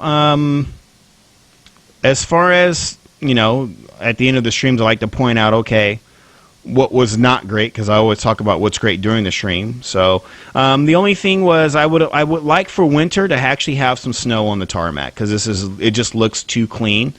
What else? What else? There was one more thing I was going to point out. Oh, and it's just this weird, whatever this funny weird thing is of the texture, the ramp and the tarmac that keeps changing color. Is kind of weird too, and I'm wondering what the reason is for that. Maybe there's something in the manual or something. I don't RTFM, so that's the only other question that I have as far as that goes. Besides that, he's done a real stellar job here. I'm really impressed. So I think I'm going to exit the simulator now, because I want to show you that control panel, and I can't pull that control panel up while the simulator is running. So just one last look at this lovely scenery.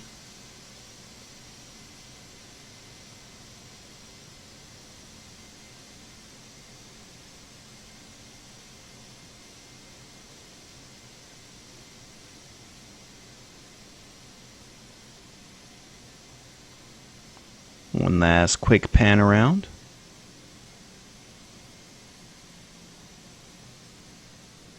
And, okay, I'm going to exit the simulator now so that I can show you. And I think I showed everything here. I think I pretty much showed everything here that there is to show. So, and there's the daylight again. So, yeah. So, you notice the green trees. There's a lot of stuff that didn't cut over. So, I'm going to kill the simulator now so that we can pull up. Okay, yes, we're exiting prepared. Let's go to the desktop. And where is it? So inside, there's a manual here. I guess I should look at the manual, huh? Because I really didn't. Take a look at the manual really quickly. I don't know how to zoom in on this.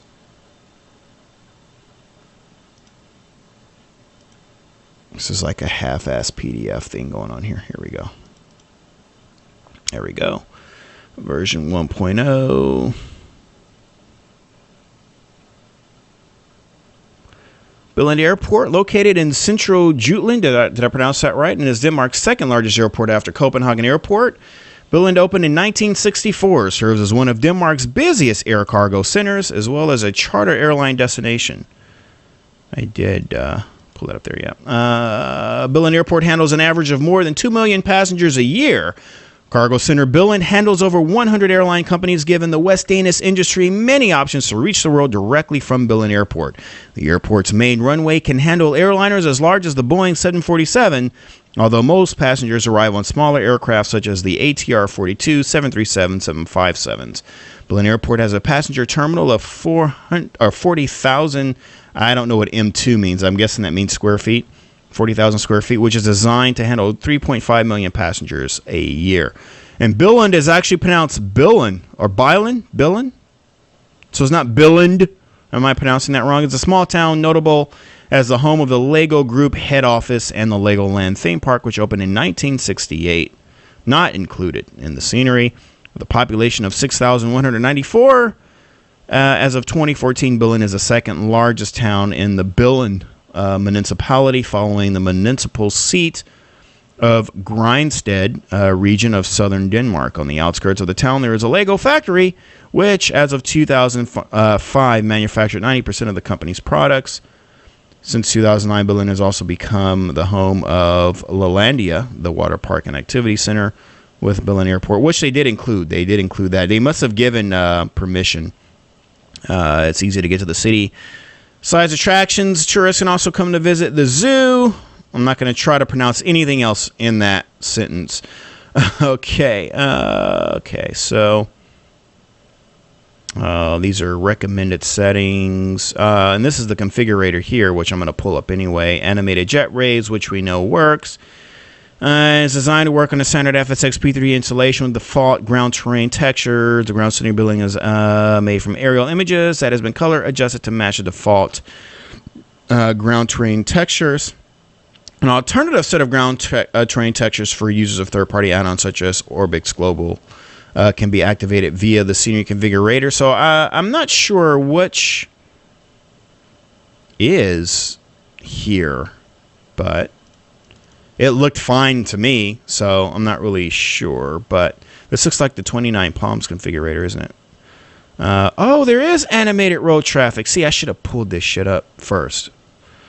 3D grass, everything else, static vehicles, static and animated vehicles on the airport. Oh my gosh. Approach, custom, snow cover is on, ground scenery match. Well, snow cover is on, yeah. Oh, but this is the season switcher here. Match default or match FTX Global.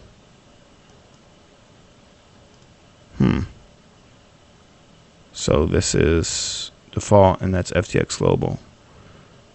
When they say FTX Global, I'm assuming they're referring to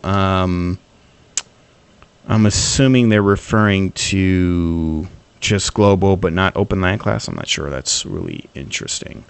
But there is, okay, so what we didn't see the animated vehicles on the ramp. God, you know what? I almost want to fire up the scenery again just to show that. I don't know why I didn't think to open this up first. That was kind of stupid of me. But anyway, I still think it's nice to... oh, there's an air base, too. We didn't go there. City of Billund, that was all activated. So it's still good to leave a little bit for you to explore on your own when you buy the scenery. But for the most part, so there is animated vehicles on the airfield. We didn't see that in the stream. And that was it. And just, again, the season switch, again, if you go winter, you'll get the winter textures except for the vegetation. And that's what doesn't change. So you have to make sure to change the vegetation over. But other than that, that's pretty much it. So what is this puppy going to run you? How much is this thing going to cost? That's the big question.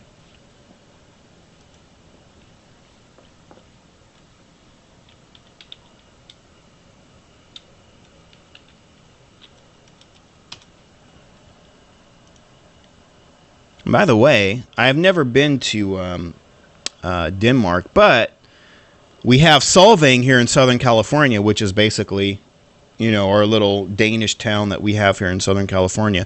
So if you're ever here and you want to feel like you're home, you can head up to Solvang. It's just north of Santa Barbara, and you can kind of feel like you're there.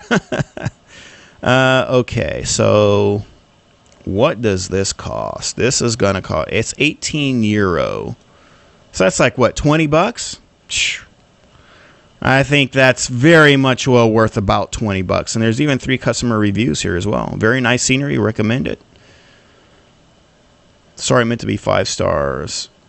This guy had some issues with the SODI, but you can't fault the scenery for that. So here it is. I'm going to write a review. I'm going to leave a review. I'm going to give him 5 stars. I'm going to say...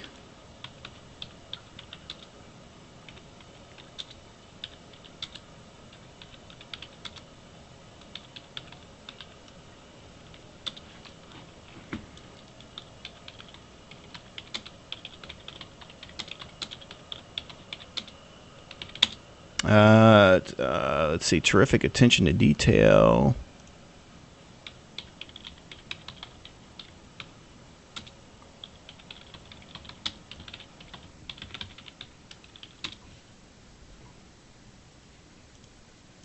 I can't seem to spell terrific correctly. Terrific performance. What else should I say?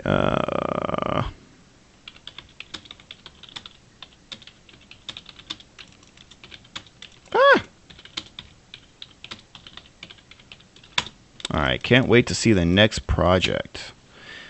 And, oops.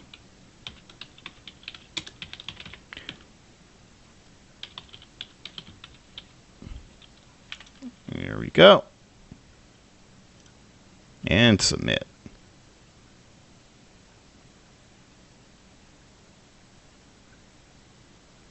Cool. All right, so that is pretty much it. Oh, someone was asking for my specs. Where did I... Okay, let me see if I can find the specs for you here. Because I did publish it somewhere.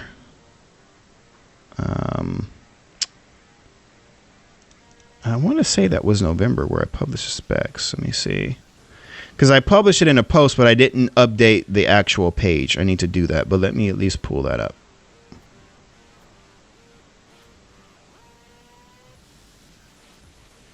Nope.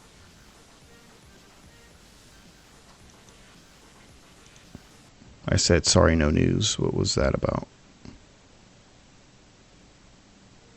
Between systems, right? So I didn't have a system there yet. So maybe that was December that I published that. Sorry, no news. What was that about? Between systems, right? So I didn't have a system. I am trying to see where it is. That was December. Orbix project. That pissed a lot of people off.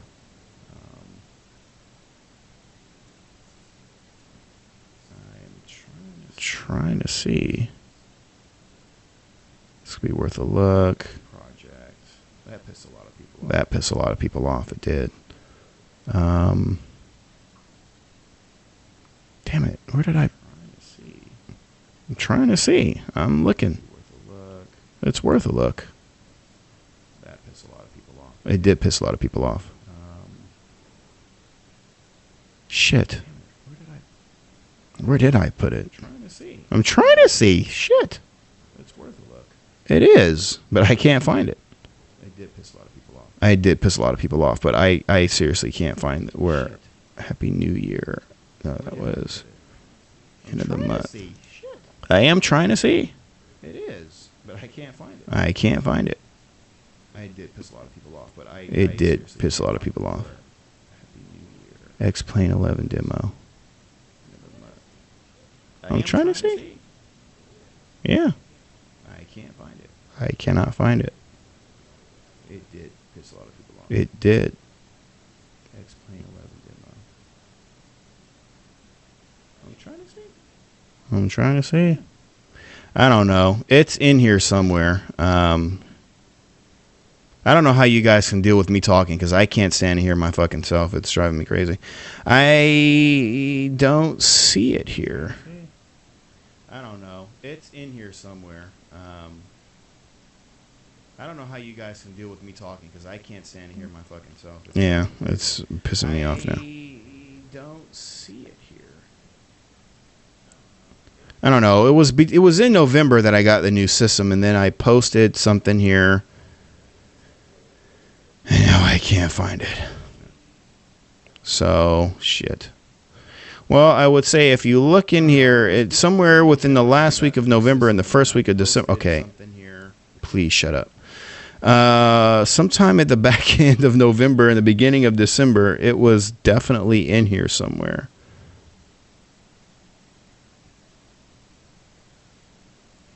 I'm like, was it before? I thought I got it like right around Thanksgiving. Fly Tampa. Your news is coming. Oh, there it is. Okay, so December 6th. That was the one. All right. So this is the specs here. A little picture of it. There's some pictures there.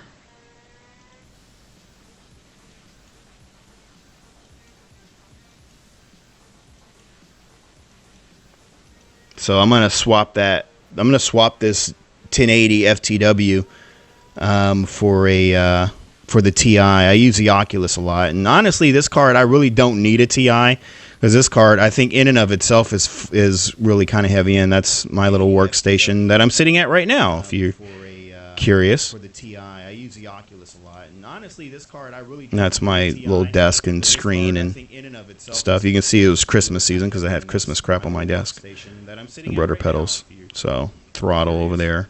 You can't see the Warthog, but it's down in there. There's the yoke in there.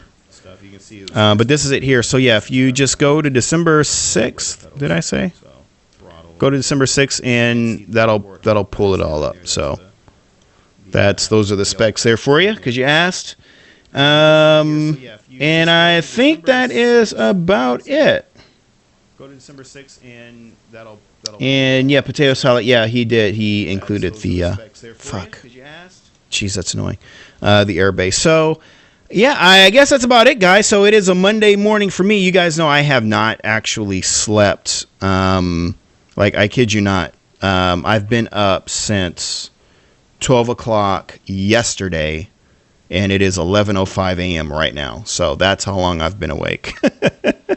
I don't even feel sleepy, which is crazy. I'm usually sleepy at this point. So just a quick reminder, upcoming live streams. I've got a few aircraft live streams that I've got lined up. The Just Flight Piper thingy and the Alabama Tri-Pacer, I think, was one. The Aeroplane Heaven Miles Hawk Speed 6, I bought that recently and actually fell in love with it. So I really feel like I should show that off because that's a terrific add-on. And then we're going to look at Javietsky Design, their stuff coming up. And then I want to try to clear up my schedule because we're going to have Innsbruck coming up. And that's going to be the next big live stream as well. So I'm trying to clear up my calendar and everything, so that'll be ready to go. More information on that will, as always, be over at airdailyx.net. Support Vidan Design. Head over and buy a copy of Billund. Not Billund, right? It's Billund. Head over and buy a copy. It's a great scenery. He did a really amazing job on it. So support him. Go buy a copy of it, and I really do think you're going to enjoy it. I really do. Thank you all for joining me on this Monday evening. I guess for many of you in Europe now, it's still not even noon for me yet. But thanks for joining me. I hope you found it informative and entertaining. And as always, I'll see you for the next live stream. Happy flighting, everybody. I am out. Ciao.